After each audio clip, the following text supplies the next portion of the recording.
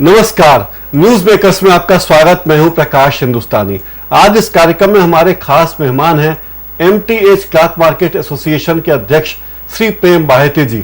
आपका स्वागत है बाहेती जी। धन्यवाद साहब प्रकाश जी। बाहेती जी ने हाल ही में हुए चुनाव में भारी मतों से जीते हैं। इस संस्था के अध्यक्ष पहले सर सेठ हुक्मचंद भी रह चुके हैं।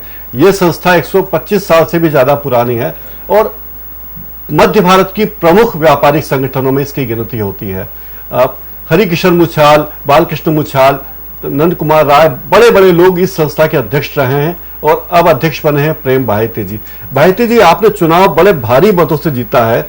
818 वोटों में से 507 वोट आपको मिले।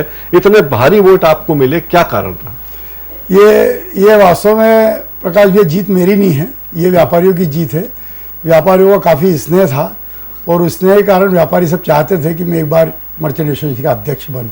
हाँ। और इसलिए उन्होंने बड़े दिल से और प्यार से मुझे ये दायित्व संभाला। बड़ी राजनीति भी होती है यहाँ। मालिक कहा जाता है कि मालिनी गौड़ विधायिका महोदय आपके पक्ष में नहीं थी और शंकर लालवानी जी आपके पक्ष में थे, क्योंकि विधानसभा क्षेत्र क्रमांक 4 में आपकी गतिविधियां मुख्यतः चलती। नहीं, ऐसा कुछ नहीं है, ये सिर्फ अपने अपने लोगों की सोच की बात है। हाँ। मालिनी गौड़ भी है और शंकर लालवानी जी भी जो है, हाँ। वो मेरे हितैषी हैं और शंकर लालवानी जी भी इसमें सपोर्ट, सभी ने मिलकर सभी का सपोर्ट रहा।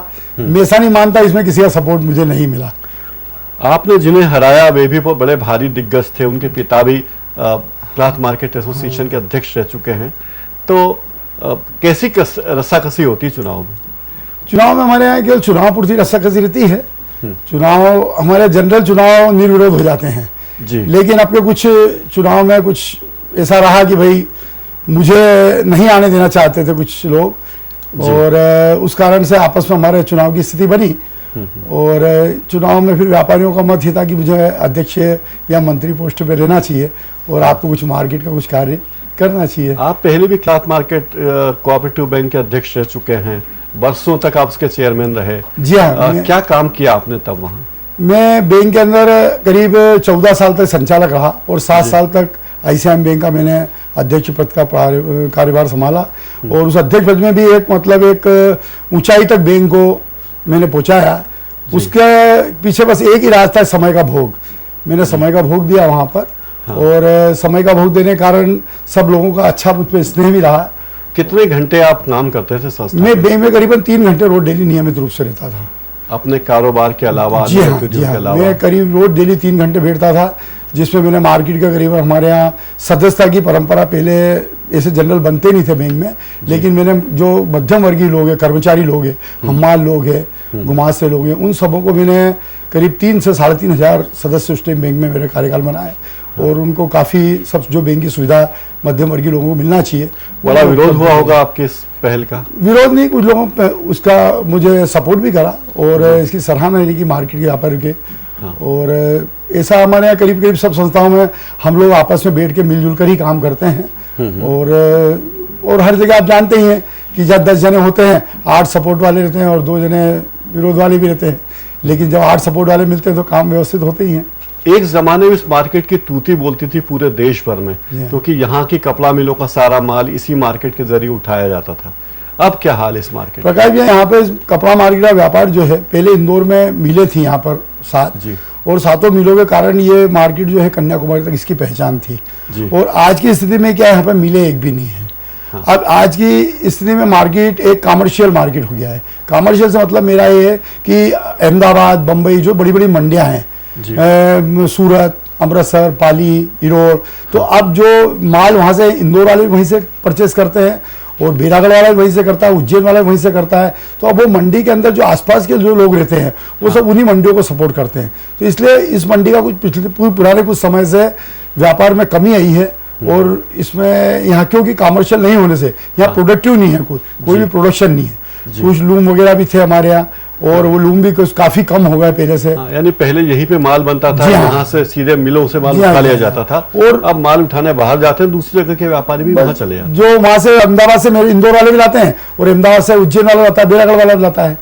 तो जहाँ जिसको नजदीक पड़ता है इसलिए वो व्यापारी वहीं से खरीद कर लेता है। और भी सहायक संस्थाएं आपकी बैंक की, आपकी क्लॉथ मार्केट की? एक तो कोऑपरेटिव बैंक है, इसके अलावा भी कुछ संस्थाएं? जी हाँ, हमारे यहाँ क्लॉथ मार्केट जो मर्चेंट एसोसिएशन है, उसके अंतर्गत हमारी 3 संस्थाएं चलती है। एक तो क्लॉथ मार्केट कन्या विद्यालय चलता है, एक क्लॉथ मार्केट कन्या महाविद्यालय चलता है, एक क्लॉथ मार्केट हॉस्पिटल चलता है। ये तीनों जो है क्लॉथ मार्केट मर्चेंट एसोसिएशन से अटैच है। और एक हमारे क्लॉथ ब्रोकर्स है। क्लॉथ ब्रोकर्स की 2 संस्थाएं हैं, उसमें देवी अहिल्या शिशु विहार, बाल मंदिर छतरीबाग, ये जो है वो दोनों उसके अंतर्गत चलते हैं। बाकी एक वैष्णव साहित्य ट्रस्ट है। वैष्णव साहित्य ट्रस्ट के अंदर करीब 11-12 संस्था है, जैसे वैष्णव हायर सेकेंडरी स्कूल, वैष्णव अकादमी, वैष्णव बाल मंदिर, ऐसे उनकी जो 12 संस्था वैष्णव वाली जितनी भी है वो संस्था सब वैष्णव साहित्य ट्रस्ट की है। जी। और वो सब वैष्णव साहित्य ट्रस्ट संचालित। हजारों विद्यार्थी वहाँ पढ़ते हैं। जी हाँ। और अरबों का लेन देन होता है, अरबों के टर्नओवर है इन संस्थाओं का भी। जमीन संपत्ति कैसे शुरुआत हुई थी इसकी? वैष्णव साहित्य ट्रस्ट से स्टार्टिंग जो जहाँ तक मेरे नॉलेज में है, क्योंकि मैं भी पहले 18 साल वहाँ पर संचालक और इनके कार्यकारिणी में रहा हूँ। हाँ। लेकिन 5,000 रुपये से संस्था की शुरुआत हुई थी वैष्णव साहित्य ट्रस्ट की। और उसका उद्देश्य पहले यह था कि कबूतरों को ज्वार, हाँ, कुत्तों को रोटी और गाय को चारा, ये कमेटी का एक उद्देश्य बना था और इससे कमेटी की शुरुआत हुई। आज की तारीख में यह संस्था अरबपति संस्था है। जी जी। अरबों की संपत्ति हो गई है, लेकिन ये उद्देश्य से कुछ भटक गई है। मतलब अब ज्वार और रोटी और दाना नहीं रहता, ये भी बंद हो गया मेरे ख्याल से। और सेवा के नाम पे बहुत कम कार्य है वो करते हैं, पर ऐसा उसका लोगों को जो वास्तव में फायदा मिलना है चाहिए वो मिल नहीं पाता है। पहले ये मार्केट नहीं था, तब बजाज खाना कपड़ा कमेटी हुआ करती थी। जी हाँ। 1906 में 106 साल पहले वहाँ भीषण आग लगी, उसके बाद ये मार्केट बनाया गया। जी हाँ। तो क्या कहानी है वो? ये बजाज खाना कपड़ा कमेटी क्या करती थी और आपकी संस्था क्या करती? दोनों का काम एक ही है? नहीं, एक ही काम था। पहले कपड़ा मार्केट में नहीं था, फिर हुकुमचंद जी जमाने में कपड़ा मार्केट की बढ़ोतरी हुई है और ये काम मार्केट का अपने आप डेवलपमेंट रहा। एक सरी की दुकानें थी, एक सरी का पूरा मार्केट था। हाँ। और मतलब वहाँ से जगह भी छोटी पड़ती थी, इसलिए अच्छा। फिर पहले होलसेल मंडी थी हमारी ये, मिलों के कारण यहाँ पे करीब 250 व्यापारी ऐसे थे जो होलसेल थे। और अपना इन मिलों का इतना प्रोडक्शन आता था और 250 व्यापारी सब वो प्रोडक्शन उठाते थे।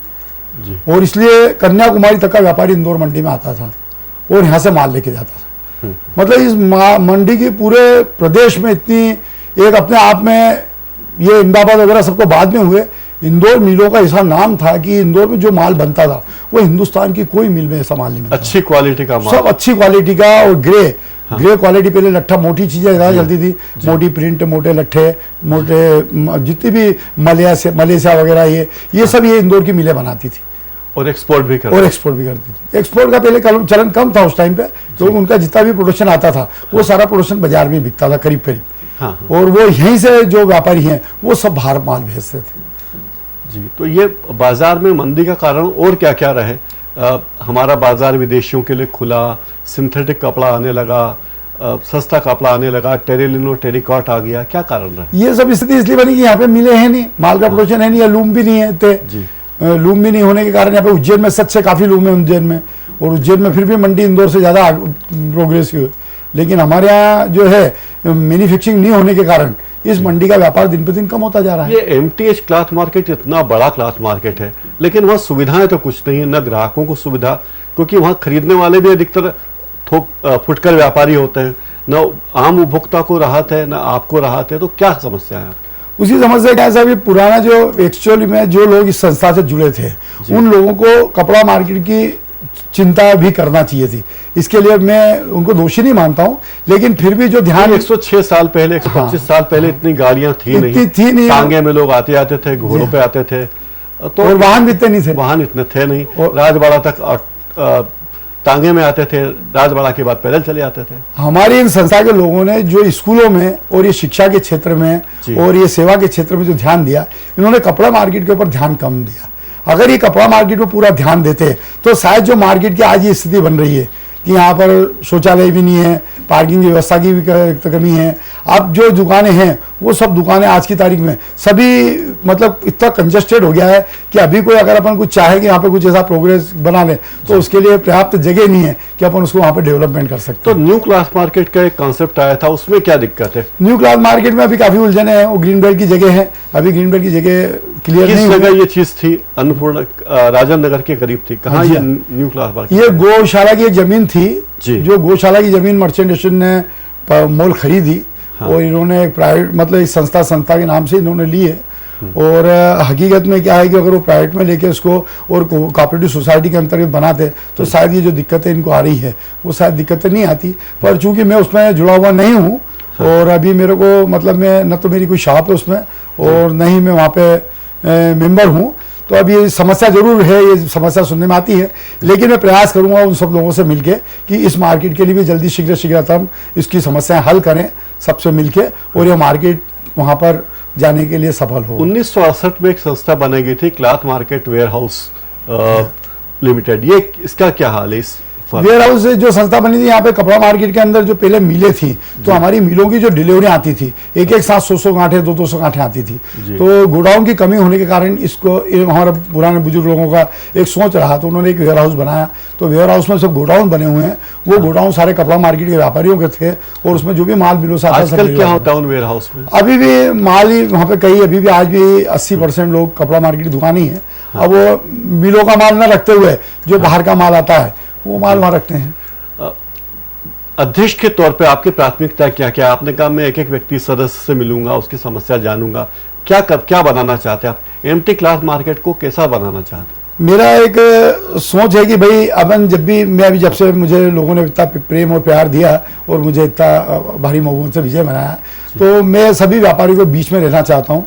मैं उनसे मैंने उनसे चर्चा भी करी थी कि मैं हर महीने में हर क्षेत्र में एक अपनी पर्सनल व्यापारियों की जो पट्टी वाइज एरिया वाइज जो भी हमारे हैं उन सब व्यापारियों 40-50 व्यापारी हैं उन सबको एकत्रित करके उनकी समस्या से जानकारी लूँगा और जानकारी लेके पूरे बाजार में और उसको एकत्रित करके फिर उसमें एक कार्य की योजना बनाऊंगा कि भाई इसमें कौन से कार्य को प्राथमिकता देना और कौन से कार्य को अपने को पहले करना।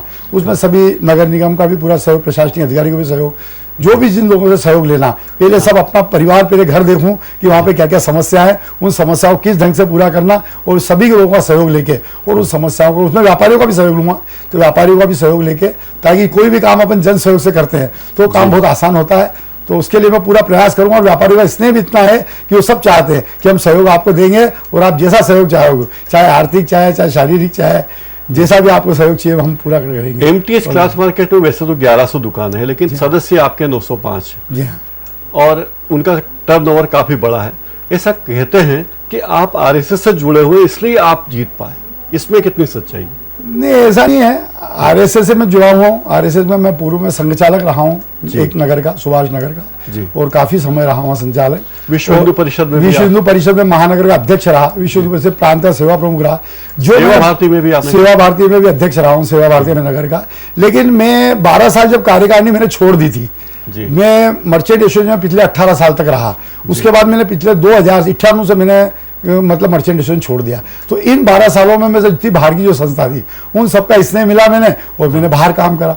मतलब मेरी सक्रियता पूरी बाहर रही 12 साल तक। पचकुया मुक्तिधाम भी मैं उसमें विशेष रूप से वहां पर करता रहा। और लोग कहते हैं कि आप ऐसे व्यक्ति हो, सुबह उठ के सबसे पहले लोग मंदिर जाते हैं, आप पचकुया जाते हैं और वहां मुक्तिधाम में ही आपने एक भव्य मंदिर बना दिया, वहां सभागृह बना दिया, लॉन बना दिए और ऐसी जगह बना दी, एक मुक्तिधाम को भी ऐसी सुंदर जगह बना दी कि जहां आदमी जाता तो बड़े दुखी मन से है लेकिन वहां जाकर उसे थोड़ा सुकून मिलता है कि यही एक अंतिम स्थान है जहां व्यक्ति को आना है।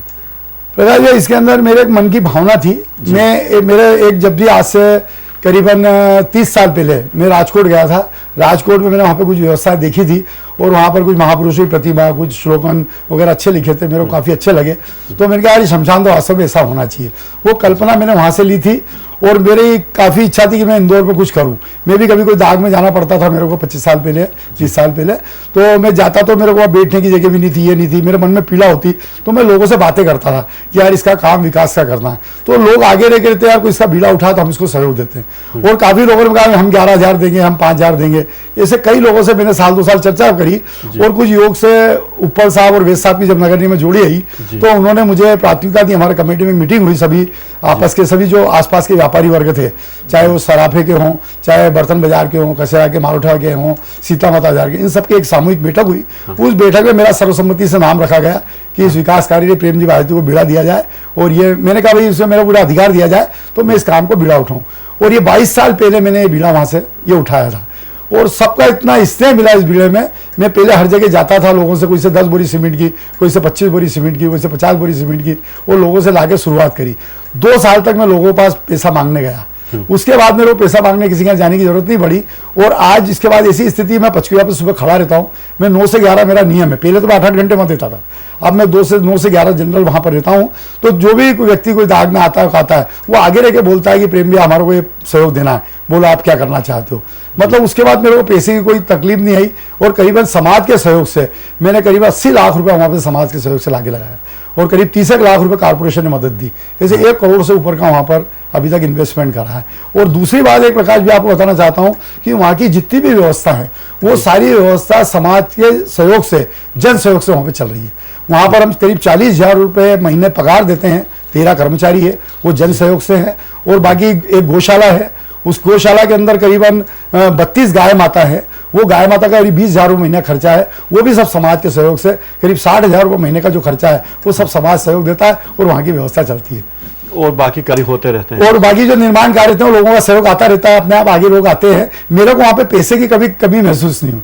और मैं जो भी काम हाथ में लेता हूँ ईश्वर की ऐसी कृपा है कि वो व्यक्ति चल के अपने आप आता है और मुझे सहयोग देता है, वो काम सफल हो जाता है। प्रेम भारती जी, आपका बहुत बहुत धन्यवाद, आप हमारे स्टूडियो आए।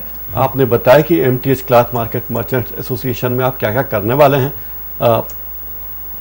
ऐसा ही हो, आपकी सारी इच्छाएं पूरी हो और अच्छा कार्य आप इंदौर के बारे में कर सकें, उस संस्था के लिए कर सकें। ये संस्था जो इंदौर की रीढ़ है, मध्य भारत की सबसे प्रमुख संस्थाओं में से एक है, उसकी तरक्की होगी तो इंदौर का भला होगा। आपका बहुत बहुत धन्यवाद। धन्यवाद प्रकाश भैया। न्यूज़ मेकर्स में फिलहाल इतना ही।